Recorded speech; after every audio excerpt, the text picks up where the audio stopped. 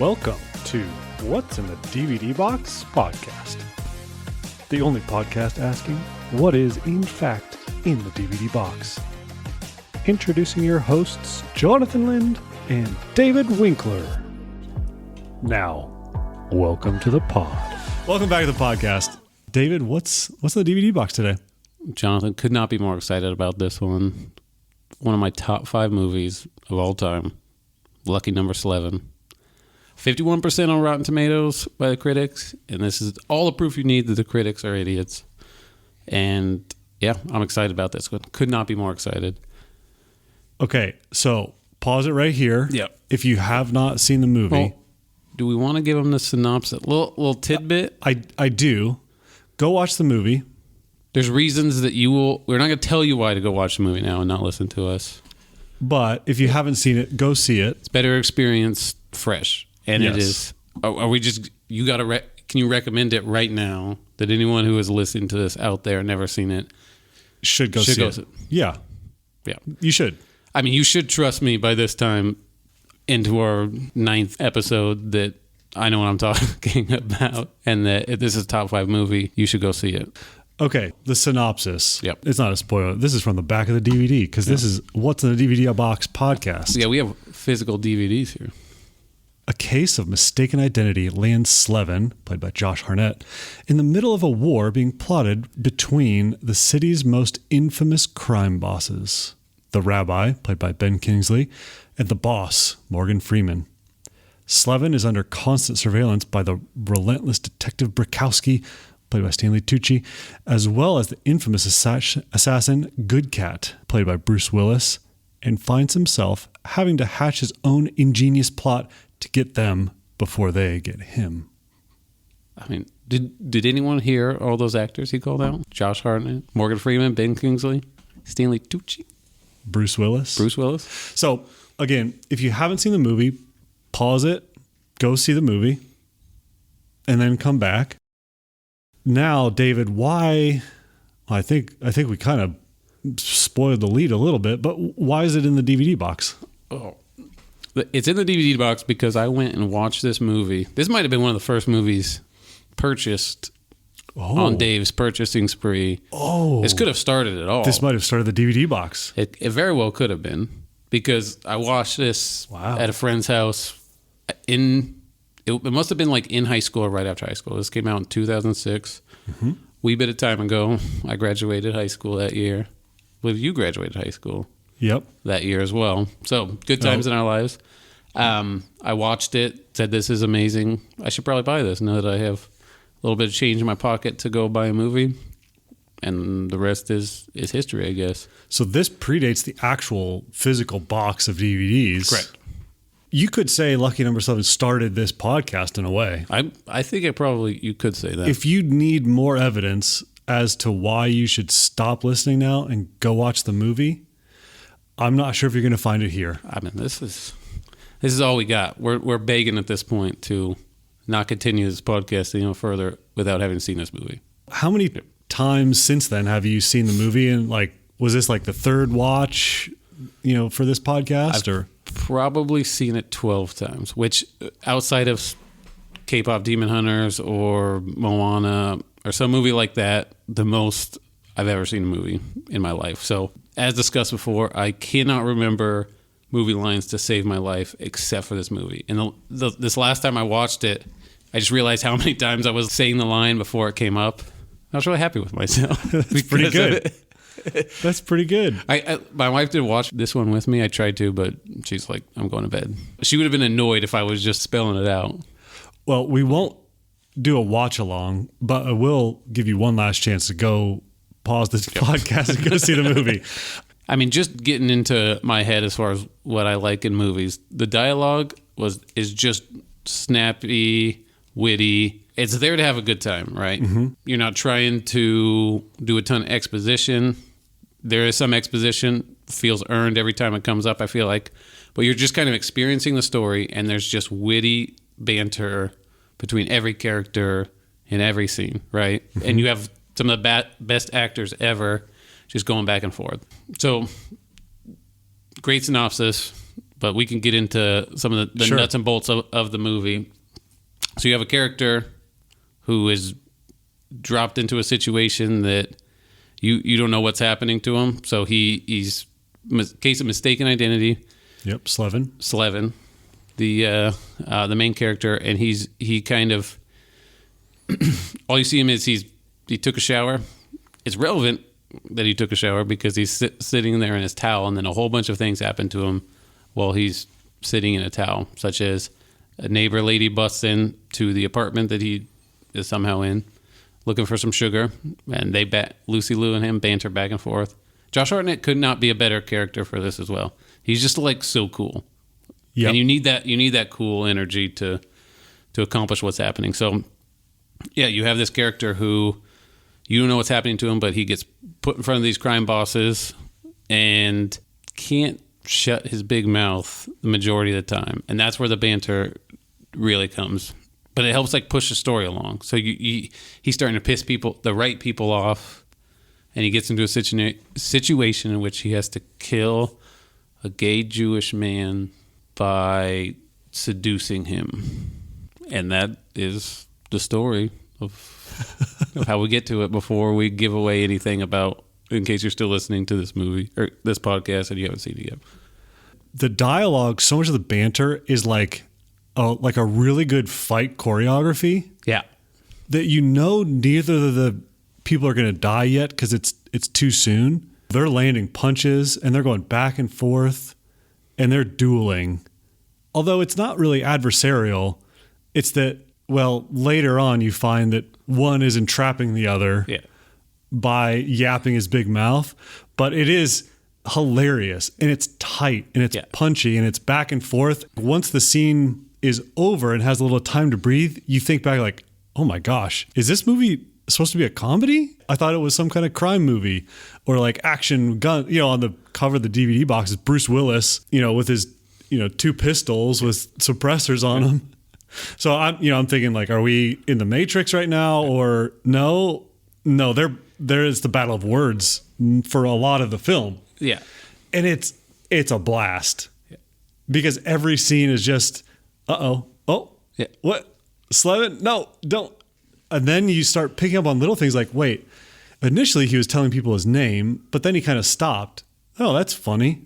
Like the pacing is great. Yeah, the dialogue is awesome. The characters are solid. Yeah. The rule of 3. Are you familiar with the rule of 3 with the filmmaking? Yeah. The idea that things that happen in 3 parts are much more satisfying. Mm-hmm. And this is this movie to a T, right? You have the 2 crime bosses. So you have him dealing with both of those, and then you have him at the end dealing with them together, right? And each time ratchets up everything. It transitions from this guy who seems completely lost, unlucky, like how did this poor guy get in this situation, when he transitions to he completely has the upper hand the entire time. And that's what's like I don't even think slowly being revealed. I think that is the twist at the end. You're just like, oh, this is not a helpless dude. This is the dude. So he had every reason to be as punchy as he wants. They give the reason in the beginning. He has atraxia, which is like this condition that they said like he has no fear, no anxiety. I think there's another one. It's like lack of worry basically about any of the consequences that are happening to him, which is obvious. So you just like file that in the back of your head of like, oh, he's just kind of this like, I didn't even know that was a mental condition, but it seems pretty cool. Because he just cannot help but talk back to everybody. Yeah, without any care of recourse. So he's in New York City. He's trying to stay at his buddy's apartment, and his buddy's not there. And that's kind of where this all incites. Yeah. The boss calls him, he sends his henchman to bring the boss is Morgan Freeman. The boss, played by Morgan Freeman, of course, sends his henchman to get a guy named Nick Fisher at this apartment.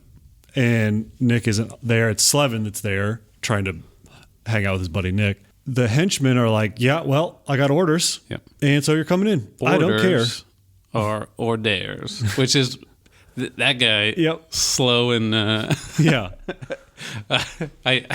Those two guys are great. They are Let great. me do this. So they bring him in. Now he's in front of the boss, Morgan Freeman, and they're going back and forth about like, oh, I thought this other guy in the room was a boss. and now it realizes it's you, and then they do that same double take with Slevin himself. Yeah. Are you Nick Fisher? It doesn't really matter. You owe me $96,000. Yeah. Oh, suddenly this guy that I just met owes a lot of money, and I think he's innocent. Okay, well, now you have to kill a guy for me instead of give me the $96,000, which is, it's like, well, that's maybe a little more achievable. And one of the things, too, that I think makes this movie great is the economy of storytelling, right? At this point that we're describing right now, we've seen a whole bunch of stuff. Yep. So, like, the movie starts out with the Kansas City Shuffle, which I was excited for you to get the experience the Kansas City Shuffle. Yeah. And the Kansas City Shuffle was basically a story from back in the day, which is basically a guy finds out that there's a fixed horse race. He tries to bet on it, puts a lot of his money up. He's just a family man. Money he does not have. And it goes like off the rails from there. You see, basically, he gets his whole family killed, right? That's how it starts out. And you see Bruce Willis, another guy in a train station. Bruce Willis has explained to him that this is not the Kansas City Shuffle, but it's the inciting incident. And then he proceeds to snap this guy's neck and put him in the guy says, well, then what's a Kansas City Shuffle? And then Bruce Willis is like, this is, and he sweeps his arm around the empty train station, and then you pan back, and Willis is behind him now, and snaps his neck. Classic. Hey, look over there. Yeah. Got him. Which is also a great introduction to that character, because then they give you like at least 3 other times where there's a scene happening in dialogue, and then it's like a pan cut back to like the other hallway or the other half of the room, and he's just standing there. Yeah. Or like has just walked in the room, and it's like, oh, this guy's different. Yeah, exactly. Which is, again, we talk about show don't tell. Yeah. This guy's supposed to be some kind of infamous assassin. That's kind of the behavior you expect from an infamous assassin, just sort of appearing at will. Yeah, exactly. And he's just as snappy. After he tells this Kansas City Shuffle story, basically, to the guy who gets his neck snapped, guy's like, he has some choice words to say about like how crazy it is, and he's like, that's a story. And Bruce Willis's character is like, no, a story is Charlie Chaplin entered a Charlie Chaplin lookalike contest and got 3rd place. That's a story. This is something else. And so you're like, just from the rip of this movie, it's really set off to be something different. But also before that as well, what I was going to say, economy of storytelling. As soon as the movie starts, credits are kind of rolling. Mm-hmm. You just see a bunch of random scenes of people dying, right? Yep. You don't really know what's happening. You see someone get shot in a parking garage. You see someone get a baseball thrown off their face. You see them in both scenes. Like someone's picking up a book. Yeah, one of them is very clearly a ledger of some kind. The other one is, and then you see someone get sniped from up top. Right, you see a young black guy get sniped from up top. So you like means nothing to all of us, and then it kind of just like moves past it. You kind of forget about it. But where I'm saying the economy of storytelling is so good is they just showed you some scenes that you kind of like, you can file away in the back of your mind. Super relevant. Like all of those scenes are very important to the storytelling, right? And if you're paying close enough attention, you could probably call back to those later. But you do see like Josh Hartnett's character is being asked to kill someone. It's because someone was killed earlier, and it's, comes to be revealed that it was Morgan Freeman's son, right? So all of that makes sense, right? You're buying into the storytelling as it's happening, while enjoying every little bit, and it's just coming at you quick, right? Right. And as soon as Josh Harnett gets back, changes, boom, someone else shows up to his house, the rabbi and his henchmen. Yeah. So 2 henchmen, very symmetric between the 2. You have the bosses, you have 2 henchmen coming to pick up someone who they think is Nick Fisher, who owes them a lot of money. And it's great too. It's, Morgan Freeman, like his whole ensemble, they're all black. And so it's, these 2 black guys smartly dressed, but they're roughing him up. And then the next guys, it's the rabbi. So they're all Jewish. But also they're henchmen. So they still rough him up. Yep. They still get mad when he talks back. It's great because it shows basically behaving in almost the exact same way. Yeah. And they're like, I think in the setting, they're like just kind of right across the street from each other. They can look at each other through bulletproof glass, and they haven't left their buildings in supposedly years and years and years. They just stay up in their towers. Okay. Slevin's talked to the boss, and he's talked to the rabbi, and then he gets picked up by the cops too. Perkowski. So you have these three different factions, right? You have the boss, the rabbi, and then the cops with Stanley Tucci. And you don't obviously you understand, like, cops are watching both of them. They see this guy. He goes into both buildings. They pick him up, and Josh Harnett can't stop talking crap to them too. Like, he just runs his mouth all the time, and it pisses everybody off, right? So everyone's getting mad at this guy, but they can't just kill him right off the bat. And you buy that they can't kill him, right? He's got reasons for why. And then Bruce Willis appears somehow behind all of them, just like you said, controlling everything. So you're like, what is Bruce Willis doing in here? And this whole time, too, you think Slevin's in trouble with the boss, and it seems to be a plot by Goldcat, Bruce Willis. It seems to be kind of him pulling the strings.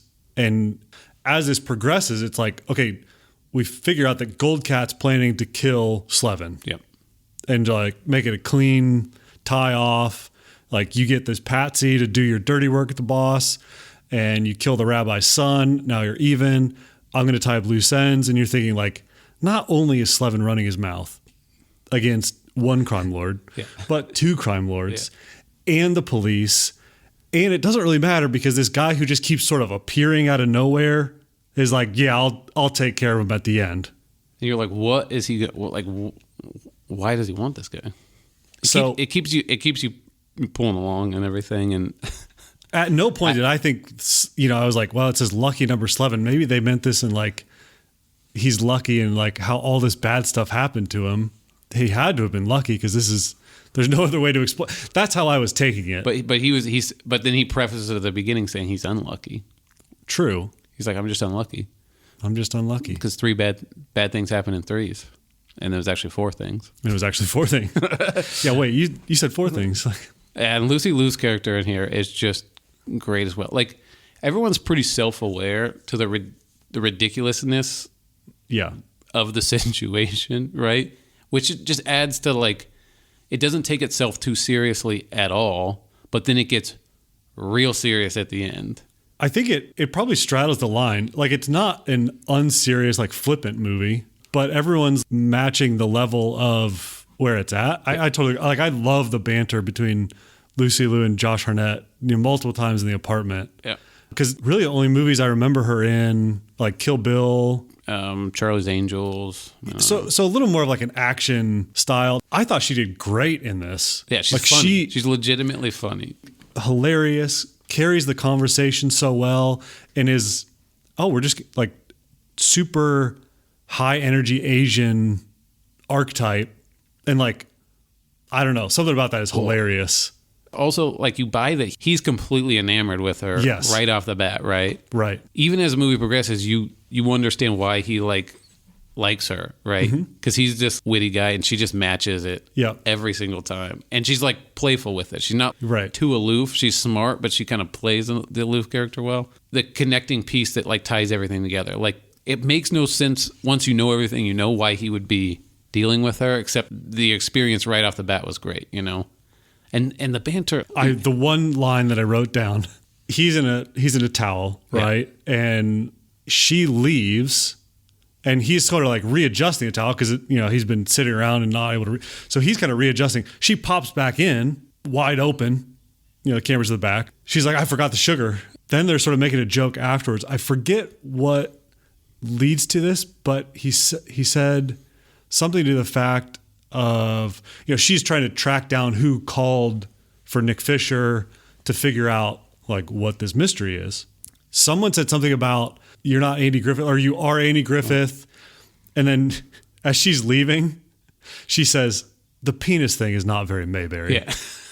Which, as someone who grew up watching the Andy Griffith Show with my siblings, absolutely hilarious line. Yeah. Because that's like the level of banter is like they're both in on the references. They just immediately, like any good tete-a-tete, incorporate that into, oh, by the way, that thing? No. Yeah. Not that. Yeah, and it starts off just from the top. He knocks, and then she just comes busting in, and then she's like, "You're not Nick."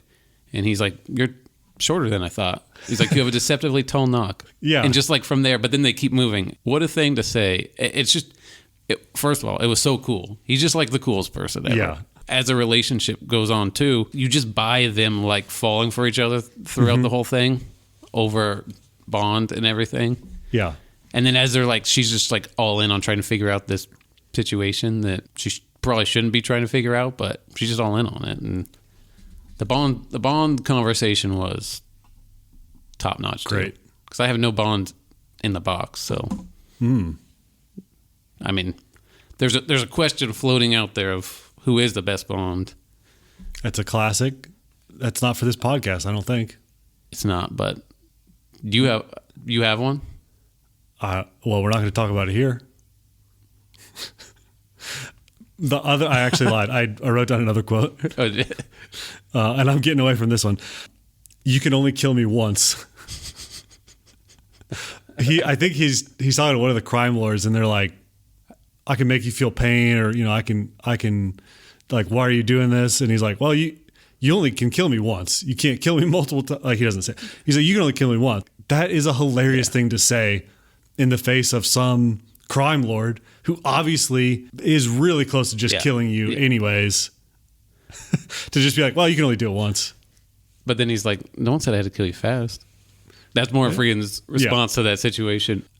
A lot of the critics' response to this movie, they were saying like it was convoluted, hard to follow and everything, which I disagree with 100%, because you can buy everything that's happening. That's my whole thing. Does it seem dumb how they're moving through the story, right?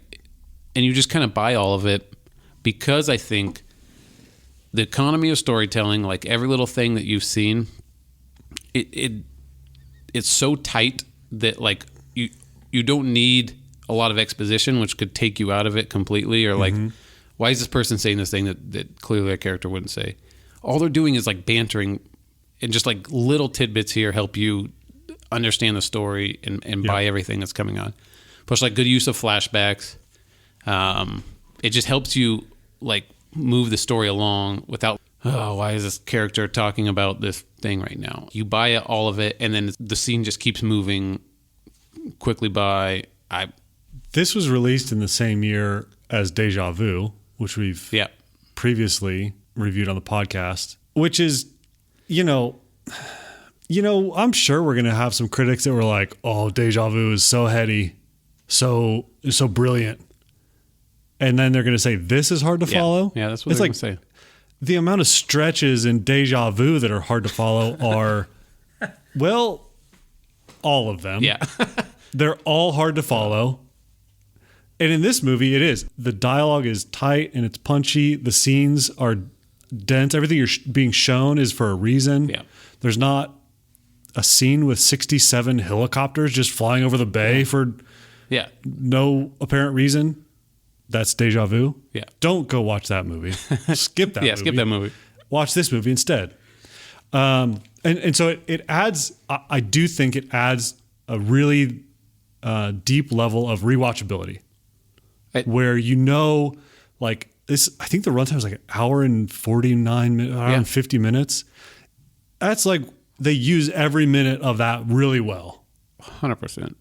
To go to the point of like every scene matters, right? Like, and it kind of subverts your expectations almost, like, Josh Harnett and Lucy Liu go to dinner, right? And you're just like, this is a scene that you would see play out a million times. Well, what are they doing on that dinner? Well, he's kind of like out there scoping out this guy he's supposed to go kill, right? Yeah. And then she's in on it, and then the scene progresses from there. In other movies, like, if they're going to spend time building characters' rapport, like, making them fall in love or whatever, like, it kind of be its own thing. This is just like, nope, we're doing something else here. That's happening a little bit. It's going to just play right a part of of every part of this scenario. So, and they've built up Lucy Liu's character, enough to that she's okay with this happening at their date dinner. She was the one saying like, oh, we got to figure all this stuff out. And like, now that he's in it, she's like, yeah, that checks out. What are you going to do? It just adds to exactly what we're saying. The density and the like alignment and consistency of the characters is really well done. Yeah. There's no, I mean, I can't think of a time when you're like, why would this character do the thing, you know? Yeah. Like even the biggest twist at the end, right? Like, which is partly that you find out that Josh Hartnett's character is the kid, but then also like the fact that Good Cat figures out who Lucy Liu is and is like, she's got to die. But then the twist is like that they set this up, Lucy Liu and Josh Hartnett set this up. And I do like the fact that it jumps around timeline wise. Yep. That's what people were saying makes it convoluted, but you don't. You can spin the mental thought, like keeping track of the timeline happening, because they do such a good job of, like if you see each room has its own like style, so you know exactly where they are, like at certain times. You know when that character went to this room because it has this pattern on the wall, right? You're not confused about. So the jumping around timeline, and specifically in this case, to sort of describe, if you haven't seen the movie, just again, go see it. But you see, Josh Harnett go into the apartment, and then Lucy Liu leaves for work, and then later, Bruce Willis comes in, shoots her, and she's got the blood's pooling up. Yep. Right. So okay, she's dead. Well, then at the end, we see a scene, actually two scenes that we missed from the initial run through. It's not really that it's jumping around timeline. It's like, we're just not showing you everything that happened. And then we're going back and like essentially filling in more scenes, which is sometimes a little bit different. I'm like, there's some movies where you are jumping around timelines and it does get hard to watch. Like Deja Vu. Like Deja Vu. This one is very much like, look, you're just, okay, here's your, first pass of the story. And then at the end, you're getting like the director's cut version where Good Cat comes and tells Josh Harnett, look, I've been made. Yeah. Your girl knows who I am. She has to go. And he says, yeah, okay. And then he goes in and tells her what's going to happen, and they plot on how they're going to save her. Yeah. And so then they show like, okay, she's got a vest on. She's got blood packets. You're going to get shot right here in the chest. Okay, great. She's alive. And it's like, well, that's awesome, because I was sad that she was dead. And then the twist on the twist on the twist on the twist. Yeah. Then Bruce Willis just shows up right there when they're in the train station or airport. Yeah. When they turn around, and it's like, oh no, we thought they got away, and they did it. And he's just there. And again, more witty banter is like, how did you know? And he's like, a world-class assassin. A world-class assassin. It's like, dang. True. Nice. And then, of course, they do, again, some flashbacks, which is the, flashback to a long time ago, where I think that's the time where you see that it's Bruce Willis, his character, aiming the gun at the kid and deciding not to shoot. Yeah. And it's telling you, oh, he's doing the same thing now. Yeah. And he walks away and off into the sunset. And that's the most exposition you get, where a character is sitting there explaining a story, is during that last scene. It's one cop calling it another cop. He's seen a picture of Slevin sitting on one of the cops' desks, and someone comes up and he's like telling a story, right? Mm-hmm. Like he sees the name Slevin Kalevra, which is the name that Slevin gives out. And he sees a picture of him. And so there's just like bantering back and forth. And as this cop is telling the story, it's showing you flashbacks, filling in scenes that you didn't see. So at the beginning, when you see this guy Max's family get killed, you see someone shoot the wife with a shotgun. You don't see the face. You see someone pointing the gun at the kid. You don't see who's holding you saw. No, you saw Good Cat was the guy. That's right. That's but right. You didn't. You just saw him pointing the gun at him. It fills it in that the kid turns around and looks at him. And then you realize that Good Cat doesn't kill the kid, right? You realize that, And it's that moment also when I realized, like, wow, that kid really does look like Slevin. Yeah, he does. Yeah, exactly. And then you also see that Stanley Tucci's character, who lets out earlier that he used to, one of the bookies that dies that kind of incites this whole thing was Stanley Tucci's old bookie. So he's involved with this. He was the one who had to kill Slevin's mom. Mm-hmm. And you just see everyone is put in. And like, so this exposition that's happening at the end, it just perfectly drops everything into place. They're explaining what Slevin is. Slevin was the racehorse that his dad lost on, and then Culebra means bad dog. And you find that out right as he pops out of the back seat.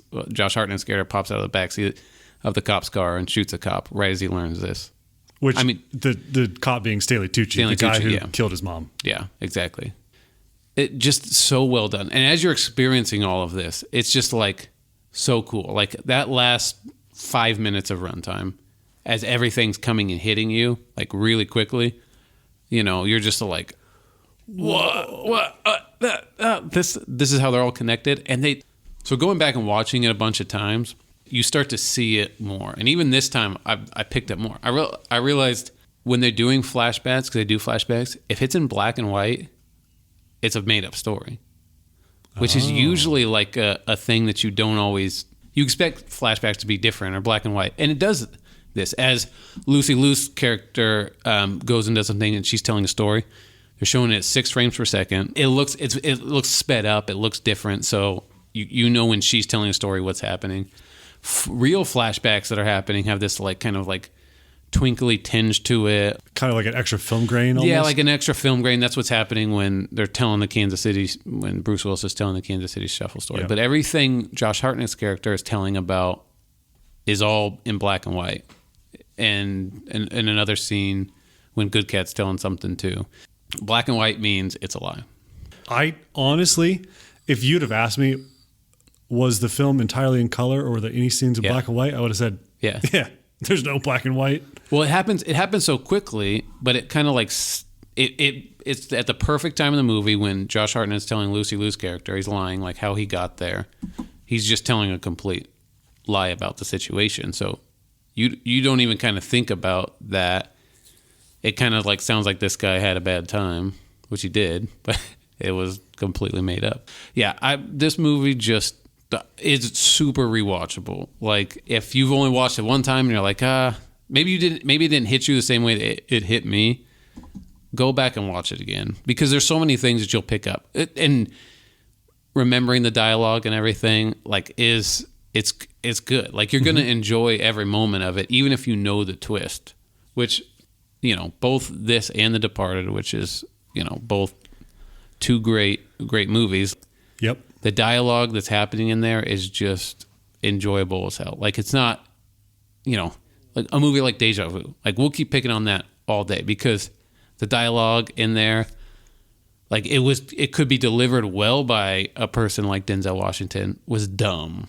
Yeah. And you're like, everything that's happening is kind of dumb right now. I don't really understand why you guys how you're using this time machine thing is not smart. I feel like we could be doing this a lot better. And we walk away from a movie like that, you're kind of just like unsatisfied. This one, you're like, oh, I could not have done this. Like, yeah. I couldn't have wrote this dialogue. I couldn't have put these characters in this situation to push the story along. Yep. Completely. You're blown away at, how well it's done. And plus, like, the other thing about movies that's fun too is when you have these characters who are in control with everything and really planned out, it's something that you're like, I can't do that, but if I could, that would be really cool. It's like watching James Bond or something, and you're just like the cool super spy who can do the things that you can't. That's a fun part about movies because it's not real. Like, there's not a person like that in real life, but it's fun to like imagine that person in a movie. This is like one of those movies exactly where it's like confidence and competence and just, one step ahead while looking like you're 4 steps behind or, not even following is very satisfying. The movie that, you mentioned, The Departed, I think for me, I love that movie. The one for me that fits that bill is Inception. So I've probably seen that movie like 6 times, maybe 7 times. It's in the box. Sweet. I can't So wait is for Departed. I can't wait for those episodes. But when you said The Departed, I thought of Inception in the same way, because it's a movie that I've rewatched, and like every time you watch it, there's a little bit more. There's like these little details, and you pick it out. I think this movie, I'm trying to process why I think, maybe the critics were a little bit harsher, or why like I don't hear other people talking about it. Maybe is it because of punchy, like almost comedy-esque dialogue that makes it somehow a little bit less serious than either of those other 2 movies? I mean, I guess if that's not your thing, like if you're like, hey, this either has to be funny or it has to be serious, don't mix them together, or they just didn't. I don't know, because what's not to like about the actors, Right. Everything was delivered well. I mean, I felt like the dialogue was good. The story keeps you on your toes the entire time. Like it's a fun movie that everyone should. One that you don't see necessarily today, right? I think. Okay. Hear me out. Okay. I think this is what the Marvel movies are trying to live up to. Because they're always trying to be like serious and like stuff happening and funny. But like, they have to have such a broad appeal that everything just sort of gets beat down into sort of bland submission. Well, and that's a thing too. Like, and this one keeps its high peaks and the sharpness of the dialogue. Whereas I think, movies in the last, 10 years, you haven't seen as much of that. Not to say anything bad about the last 10 years. That's not the right. But you can tell that you'd have a hard time making this today, right? But I think you're right. Well, for one, I think because it's an R-rated movie, right? The R rating takes out a certain portion of people that would probably watch it, right? No one's on a Saturday morning like, oh, TBS is playing this movie. Let me sit and watch it. Oh, my favorite. On a Saturday afternoon or whatever, That doesn't happen as much anymore. But like the Marvel is trying to do it, and they do it fairly well. Like you just have some comedy breaking it up, but this is like every other scene is serious to not serious.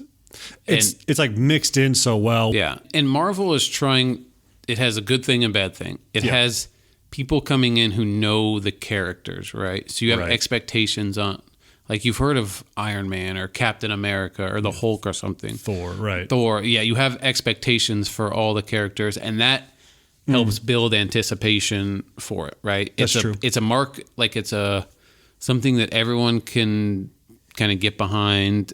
And superheroes, just superhuman people, which is what's kind of happening in this movie. Like no one could be like good cat and perfect and appear all the time, like get away with killing. Like that doesn't really happen in real life. So there's a superhuman aspect to it. Yep. Just like the control that both of them had over the entire situation, like very superhuman. Yeah. People like that. And that's what superhero movies are trying to get. It's like, oh, if I could just be like Captain America, like that's a fantasy aspect that we all kind of go for. This is just done in like without all of the hype that comes with, known superheroes that have been there for 50 years. I think you're right. It's doing a lot of the same things that Marvel was trying to do because it's a good formula. Marvel just had Marvel, right? It's like that's 50, a really good years point. Yeah, it's a really good point because you don't have all of the the weight of everything behind it, and also that gives you the freedom to sort of like surprise the audience. Exactly. Where if it's in a Marvel movie, like that just like because those characters are so well known, any surprises is like, okay, is it just a complete departure from the character to surprise me? Which it feels cheap, and it is like, it's you can only kill me once. Yeah. You can only do that one time. Everyone knows in Marvel movies, literally you can get killed a million times. Right, which is part of the problem. Yeah. Like, at least in this movie, it was like, well, yeah, he's got a good point because Dad's dead and he's gone.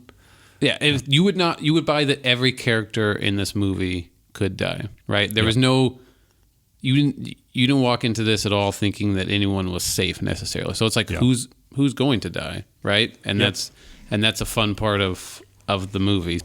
Were there any dad fights? There were no dad fights. This is the thing about cool movies is that you don't have time for two middle-aged men Well, swing a bit. Hold on a minute. Cool movies. We can use a different adjective there. Slick movies. Okay, yeah. Slick, witty. Like in Ocean's 11, there's not a ton of room for dad fights. Italian Job, everything's happening so quick. Yeah. In these heist cool movies, they don't slow down enough to enjoy two middle-aged men throwing haymakers at each other in some kind of warehouse scenario, which is going to make the best dad fight. So yeah, you can't have a fast dad fight. That's just not a dad fight. Yeah, it has to be slow and lumbering, and so the movie can't be high, fast-paced. Hopefully we prove ourselves wrong. Hopefully we find a gem of a dad fight in a fast-paced movie someday. But I mean, it's not today. The thing is, there was no fights in this movie. Right. It was just like you get shot, or you get punched. You get punched like once. There's no tit for tat necessarily. Yeah. There was no fights. There was no, and that actually is a really cool part of this movie. Is like there's some movies where you want someone to struggle back and forth where you don't know the outcome. This is like every time someone did something, walked into the room, the outcome was kind of already known. Like if the henchmen were coming to pick up Josh Harnett, it was like they were going to take him and they're going to punch him, and that's all that happens. One. If someone's going to kill the person, it's just like one thing happening. And that's fine because all of the tension was not created within like two people fighting each other in a room. The tension was already created with what's happening. Why is this person in this scenario? Mm-hmm. It was done elsewhere. So you didn't need the fights. And dad fights are all about tension. This is going rough. I don't know what I'm watching. Who's going to come out on top of this? Probably the main character, but, In an element of, a dad fight, they both might come out as losers. I think that might be a critical piece of like both could lose this fight. I mean, they're losing the optics battle every second that it's happening. Yeah, I'll tell you that much. The optics, that's part of why we love it because it's dad fight and it's very relatable because you know what? Right. I can't sneak up behind someone completely silently and shoot them or snap their neck. Can't do that. Can I throw some haymakers and breathe really, really hard after doing it? I sure can. Can sneak up on someone loudly and tackle them, but if it's a dad fight, you might get just as hurt as the person you're tackling. That's exactly. I think a part of a good dad fight is like, sometimes they both might come out as worse off for wear. That might be a requirement because if you're Jackie Chan, Jet Li, where you just destroy like 50 people and you're tired because you've broke the necks of 27 nameless henchmen. And Jackie Chan famously does put himself in bad situations in his movies and does get hit a lot. Still not a dad fight because he just like kicked a chair off someone's shins. Their head bounces off the ground. He uses that bouncing head to kick into someone else coming, who then trips and then he roundhouse kicks.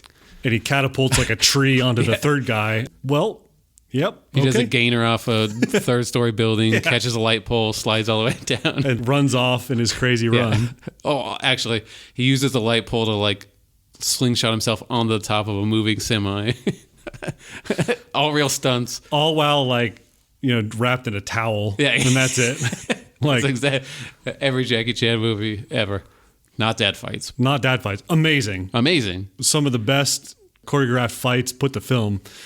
They're just not dad fights, and that's fine. You got to know it's about relatability. Those are the type of ones you're like, I want to be this person.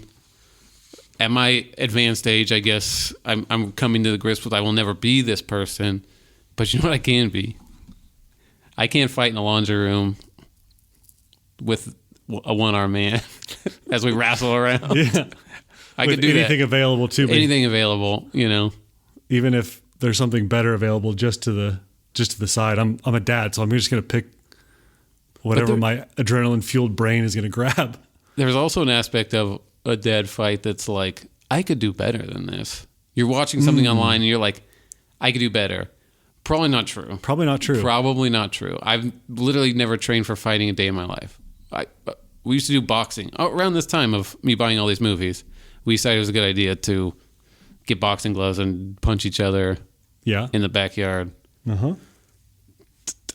I've seen videos of that on grainy cell phone cameras that exists. I don't know where, probably never, on a cloud somewhere that, the NSA stole. But it was not pretty. It was not pretty what was happening there. Agency's always going to take strays, I guess. Yeah. Okay. Anything else to talk about, or you want to wrap? No, I mean, go watch this movie. Yep. If you have somehow gone all the way to this point and you have not watched this movie, go watch the movie. You will enjoy it. If you've seen the movie, put it in the queue to watch again, because I think it's very rewatchable. And cannot stress this enough. It is sitting in a box in my room. We've cleared the hurdle of watching it for this movie. If you want to borrow this movie from me, the offer still stands. I think this one, though, you'll probably have to return. Because yes, do this. Yes, definitely return it. That one's got to come back. Because David wants to rewatch it again. Yes, I will rewatch it again. And it doesn't come up on streaming too often, so no. Offer still stands out there. Please take it up. Okay. Well, thanks everyone for listening. Thank you all for being here. And anything else you want to tell the people, David? I just thank you for showing up. Thank you. If you make it to this point in the conversation, thank you. And if you don't, that's fine too. That's fine too. Thank you. We will edit it at some point and we'll know that it's there. Great. Well, that's been this episode of What's in the DVD Box. I'm Jonathan. I'm David. Thanks for listening.